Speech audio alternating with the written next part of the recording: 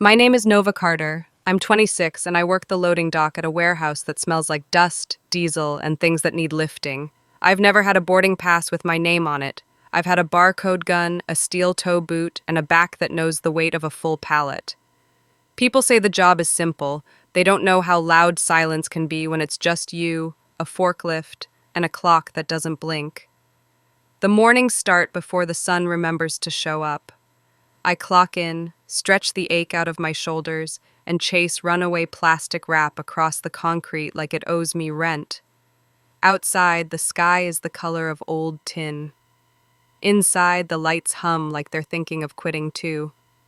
I'm good at the work. I show up, I finish. I count every box twice because someone has to. My sister shows up in different ways. Ava's wrists know more airport gates than I know street names. She has videos from rooftops in Lisbon, smoothies in Bali, and a yoga pose in front of a temple that made our mother cry. 31 countries and the kind of tan that looks permanent. When she posts, the family group chat lights up like a birthday cake. Congratulations carry farther than dust. On Sundays, I trade the warehouse's drone for the thin politeness of our family table. The roast is perfect, the salad is careful, the conversation is a stage with one spotlight. Dad lifts his glass. To Ava, who follows her dreams. We all drink to that. I clear my throat. I was promoted to inventory lead this week.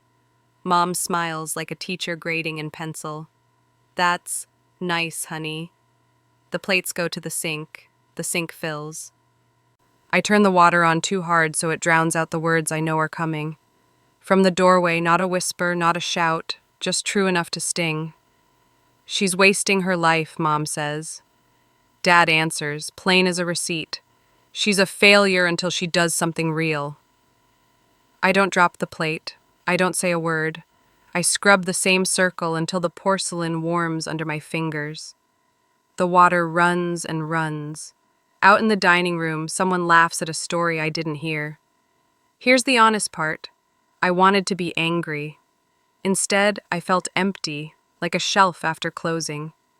I dried my hands, took my jacket, and walked out into a sky that had finally remembered its color. The air smelled like rain and promises I didn't make out loud. If you're watching this right now, where are you watching from? What city or country? Drop it in the comments. I want to know who's at the table with me tonight because what happened next started with the smallest knock and changed everything. The knock didn't come at my apartment door. It came at the warehouse, on a Tuesday that felt like any other. Gray sky, humming lights, my hands already tired by noon. I was sliding a pallet of bulk detergent into place when I heard a voice I hadn't heard since Grandpa's funeral. "Nova Carter?" the man called over the forklift's idle. "You still got those shoulders?" I turned. There he was, Mr. Alden, broad in the way old carpenters are, suspenders, gray stubble, a clipboard tucked under one arm like it had weight. He'd been Grandpa's friend from the neighborhood workshop, the one that fixed everything people thought was done for. He studied me with a smile that didn't need explaining. "I need a pair of hands," he said, "preferably attached to someone who doesn't scare easy." "For what?" I asked. "Moving a drill press the size of a horse," he said. "Saturday morning. You busy?" I could have said I was. Overtime was always there, but the word no caught in my throat.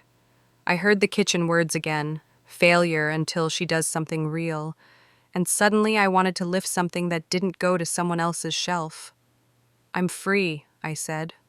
"Where?" "Alden's Works," he said. "Same place, same smell. Bring boots." Saturday came with the taste of strong coffee and a warning in my back. The workshop sat behind a narrow storefront with a hand-painted sign and a bell that rang like an old bicycle. Inside, the air had that clean, sharp scent of oil and metal. Pegboards full of wrenches, a bandsaw with a scar in its table, photos of people I didn't know standing next to machines that looked like family. "Goggles," Mr. Alden said, handing me a pair. We keep our eyes. The drill press stood in the corner like a stubborn horse, all iron column and chipped enamel.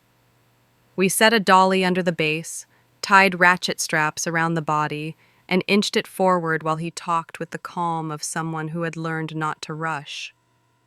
When we finally set it on its new stand, he patted the head like it could feel pride. "You lift good," he said. "Now let's see if you can listen." That was the test, not strength, attention. He showed me the belts and pulleys, the way speed changed with placement. He showed me how to mark a center punch and let the bit find its home. "Metal doesn't care about your feelings," he said, "but it respects patience." We moved to the grinder. He touched the guard. "You keep this right here, no exceptions." He watched my stance, moved my elbow an inch. "If your feet are wrong, your hands will lie." He let me try, then stepped back. I burned an edge. He didn't flinch. "If you break it, fix it." There was no speech about potential, no praise that had a string tied to it. He gave a job, and a tool, and a rule. I could feel my mind wake up in a way it hadn't on the dock. Numbers meant something. Lines meant something. The sound of a bit biting clean through steel made a note I wanted to hear again. We ate from a small cooler, egg salad on white bread, a thermos of coffee that tasted like the kind Grandpa used to make too strong. While we chewed, I watched the light shift across the shop floor, every tool exactly where it belonged. He didn't talk much. He didn't have to. In the quiet moments, I found a stub of pencil and a scrap of receipt paper near the register. I wrote words the way you test steel, slow, careful. Names, marks, things that could live on a door, level line. I circled it once. It looked like something that could hold weight. By late afternoon, my shoulders hummed, my palms warmed, and the gray smear behind my eyes had cleared. When I rolled the last hose and hung it on its hook, Mr. Alden nodded at the neat coil like it mattered. "Come back tomorrow," he said. "We'll see if today was luck." "I'll be here," I said, and meant it. The bell rang when I stepped into the evening. The air smelled like rain again. I put the receipt paper in my pocket like it was a key. I came back the next morning before the bell remembered how to ring. Mr. Alden was already there, sleeves rolled, coffee in a dented mug. He didn't ask how I slept. He pointed to a list. Clean the table, square the vise, check the belts. We started with small cuts and climbed. The sound of the lathe settled into me. I learned where to stand so the tool wouldn't chatter, how to hold still so the metal could speak first. By midweek, he set a circle plate on the bench and tapped the center with his pencil. "Man's getting engaged," he said. "Wants a fire pit with their initials. Clean lines, no gimmicks. You'll cut it. I'll watch." The letters were simple on paper, harder in steel. My hand shook on the first pass. He didn't rush me. Let the heat do the persuading.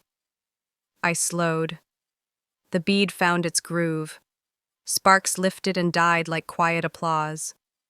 We tested the draft, adjusted the vents, sanded the rim until it caught the light without showing off. When it cooled, I wiped a gray film from my palm and saw my name, not on a plaque, but in the clean curve of that circle. The fiancé showed up with hope in his eyes and sweat in his hands. He ran a finger over the engraving. It steadied him. He blinked hard and slipped double into my palm. "It's right," he said. "It looks like it was always meant to be." I nodded and didn't trust my voice. I pedaled back from the delivery with the night coming fast and that envelope tucked under my jacket like a pulse. I was about to tell Mr. Alden when I saw it, torn paper taped to the shop door in block letters. "Gone fishing. Not a metaphor. You've got the keys now. Don't screw it up." The keys hung from a nail by the door, plain brass with a nick near the bow. I stood there in the half-light, the street humming, the world on the other side of the glass waiting to be switched on. I took the keys and let myself in. The lights came up slow. The machines sat like old friends holding their breath. I swept the floor in long, careful strokes. I set the rulers on the bench edge to edge. The order calmed me the way steady rain does. I still had the receipt scrap in my pocket. I smoothed it on the table. Level line. The words looked like a horizon. They felt like something a person could lean against. I didn't know where to start with a name like that, but the retired Navy welder who came by for machining tips knew. I fiddle with websites, he said. Nothing fancy. We ate grilled corn from a street cart and sat at his ancient desktop while he showed me how to make a page that loaded fast and didn't talk too much. Photos first, clear words. A phone number that rings. By Friday, the site was live, a one-page door you could knock on. We posted the fire pit, the drill press restoration, a set of shelves with edges so true the level blushed. I wrote 3 sentences about what we did and 1 sentence about how we did it. No buzzwords, no promises I couldn't keep. The inbox didn't explode, it tapped. A mechanic needed brackets for a sign that wouldn't twist in the wind. A landlord wanted handrail caps for a stair that taught kids where to place their feet. A neighbor brought in a bent garden gate and left with it straight. Small jobs, honest ones. I answered each message as if the sender had walked through our door. Nights, I locked up alone and listened to the metal cool. The floor held the day's heat the way an old house holds summer. Confidence didn't arrive like a parade. It settled like rust, slow, stubborn, permanent. I hung the keys back on the nail each time, then took them down again, just to feel their weight. The shop wasn't mine on paper, but when I turned off the lights, the dark felt like it trusted me. Sunday came around again with its careful salad and ironed napkins. I showered twice to shake the shop smell and still carried a shadow of steel in my sleeves. Mom set the table like a stage. Dad polished a glass he didn't need. The air felt practiced, like lines we all knew. We ate in the rhythm families fall into. Pass the rolls, mind the gravy, compliment the roast. I waited for the spotlight that usually slid past me. When it finally paused, I kept my voice even. I'm running the shop when Mr. Alden's out, I said. We launched a website. A few orders are coming in. Forks paused, then tapped again. Dad nodded the way men nod at good weather. Mom's smile stayed inside the corners of her mouth. Across the table, Ava set down her linen napkin like a cue. Cute, she said, voice bright. Like an Etsy, but industrial. It's custom fabrication, I said. Benches, brackets, restoration, the kind of work that needs to last. Exactly, she said, as if I'd agreed with her. Which is why I've been thinking. She leaned forward, bracelets quieting. We should partner. You do the sparks, I do the story. I can build the brand. Content plan, reels, a visual identity, warm, authentic, aspirational. We'll have a wait list in 3 months. Mom lit up as if someone had turned on better lighting. That sounds wonderful, honey. You two together. Ava was already scrolling on her phone, pulling up mood boards. Rustic minimalist. Think soft metals, blush accents for femininity, a logotype with breath. We'll shift the language from welding to artisan flamecraft and change the font. Yours is a bit retired blacksmith. I buttered a roll I didn't want, buying myself a second. If you're serious, I said, send me a resume. She blinked. My what? Your resume, I said. Skills, work history, references, what you'd own, how you'd measure outcomes, what you need to get started. The table went quiet in a way that has weight. Dad took a slow drink. Mom's eyes flicked between us. Ava laughed once, small and disbelieving. Nova, we're sisters. I don't need to apply. If we're partners, I said, we both do real work. I'll share the books, the backlog, the calendar, the safety rules. You'll share your plan in writing, timelines, costs, no interns yet. No salary until revenue covers it. That's how this has to go. Her smile thinned. Wow, So this is who you are now. This is who I've always been, I said. You just didn't have to see it. Color climbed her neck. I took a marketing course in Bali. We studied emotional branding. I know how to tell a story. I'm building one, I said. I'm just not hiring a narrator first. Chairs scraped softly. The roast cooled on our plates. Mom touched Ava's wrist. She didn't mean. I meant exactly what I said, I answered, still calm. Send the resume. We'll go from there. Ava stood, gathering her phone, her bag, her composure. Forget it, she said, voice back to bright. I was trying to help. She walked to the door, kissed the air near Mom's cheek, and left the linen napkin folded like a white flag no one recognized. The front door clicked shut. The house exhaled. Mom turned to me with the kind of sigh that suggests a moral. Why do you push people away, Nova? I don't, I said. I ask them to show up. Dad stacked plates he didn't carry.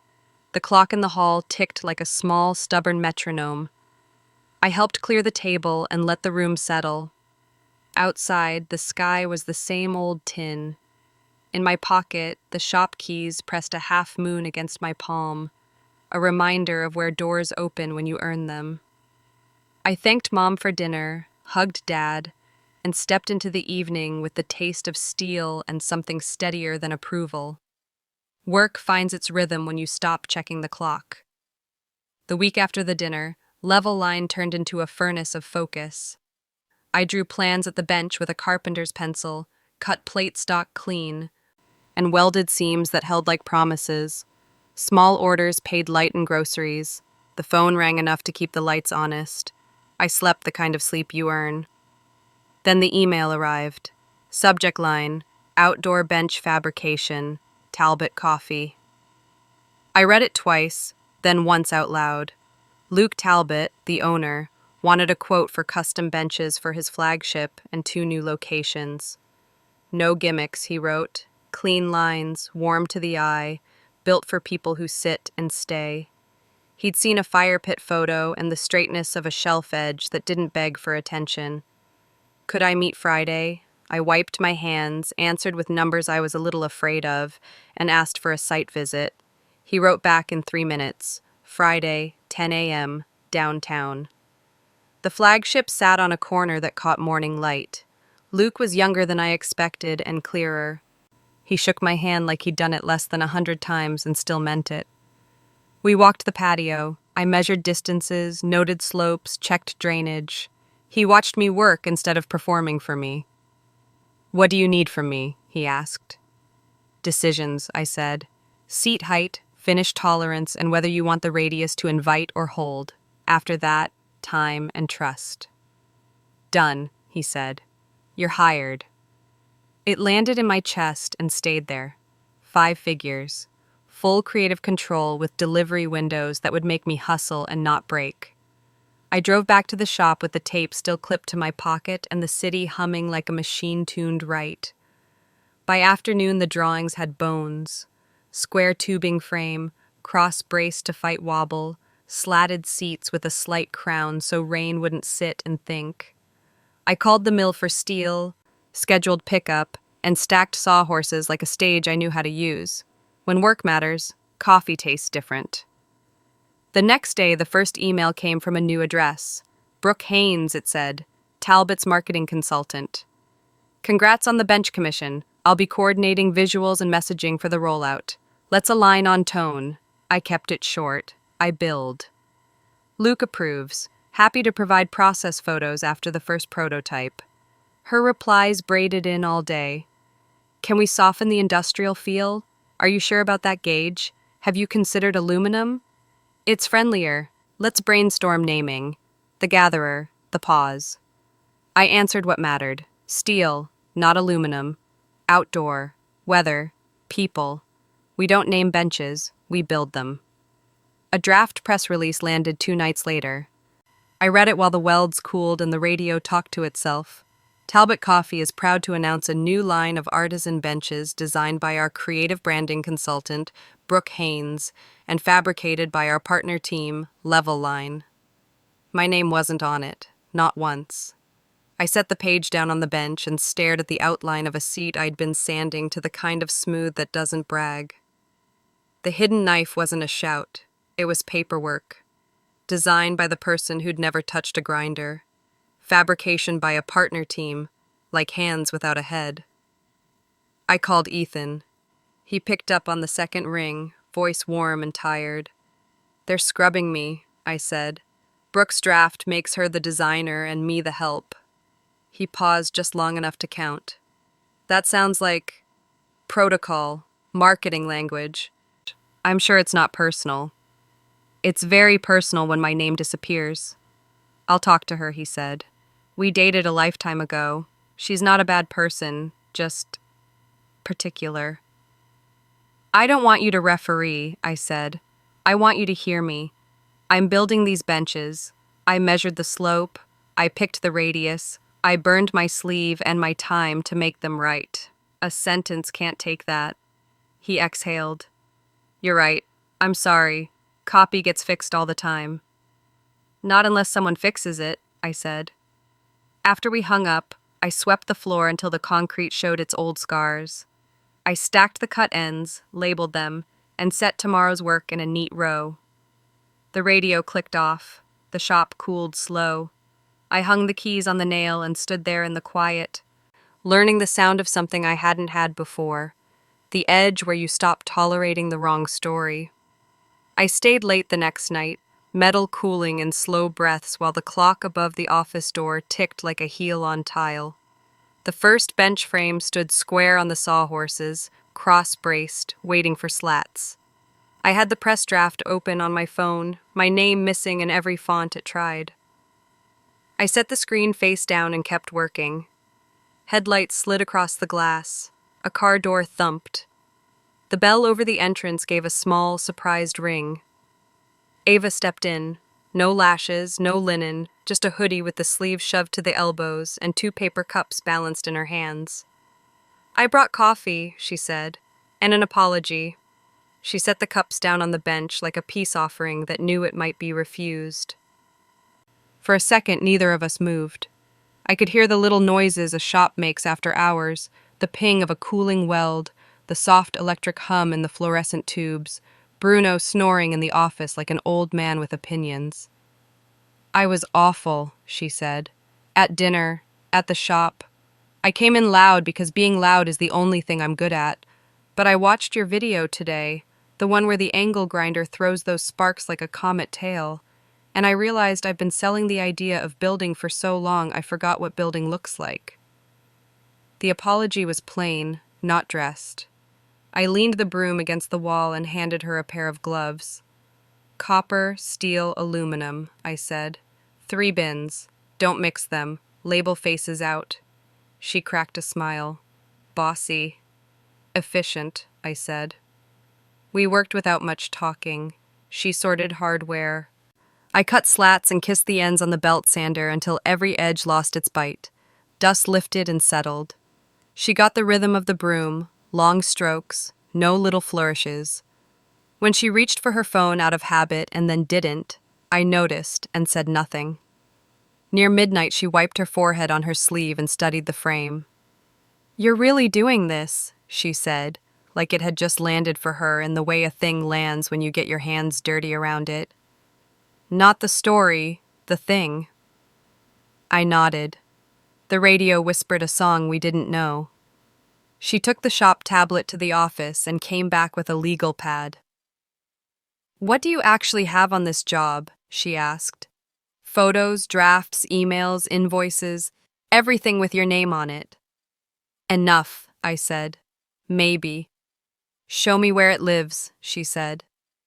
I pulled up folders, the raw phone videos, the blueprint iterations, pencil to CAD to pencil again, when the curve wanted to be kinder. She scribbled a list, then she started gathering file names, timestamps, EXIF data. Every cut had a date. Every sketch had a start time and a revision. She stacked it the way I stack steel, square, and true. "Don't wait for someone else to restore your name," she said finally. "Hand them proof." I didn't thank her out loud. I tightened a clamp and let the bench answer for me. The next morning, she showed up before I unlocked the door. No makeup again. Same hoodie. She swept while I chalked layout lines across the seats. Brooke's emails kept coming. Soften, rename, reconsider. But I let them sit until lunch, then answered with specs, not apologies. Luke texted once. How's the crown on the seat? I sent a photo of the level and a yes that would read like comfort to people who sit a long time. By late afternoon, the first bench was skinned and sanded, the slats riding the curve like a good shoulder. Ava printed labels for the proof packets and slid a USB drive into a small manila envelope. Photos, process, drafts, she said, tapping the flap. Your name is stitched through every step. We locked up together. She killed the lights, I hung the hose. The shop fell quiet in a way that felt earned, not empty. At the door, she hesitated. Let me stand next to you, she said. When you hand this to whoever needs to see it. I looked at the envelope, then at her. Tomorrow, I said. Morning. She nodded. I'll bring coffee, she said. And for once, it sounded like logistics, not a brand. Outside, the night was clear enough to hold a plan.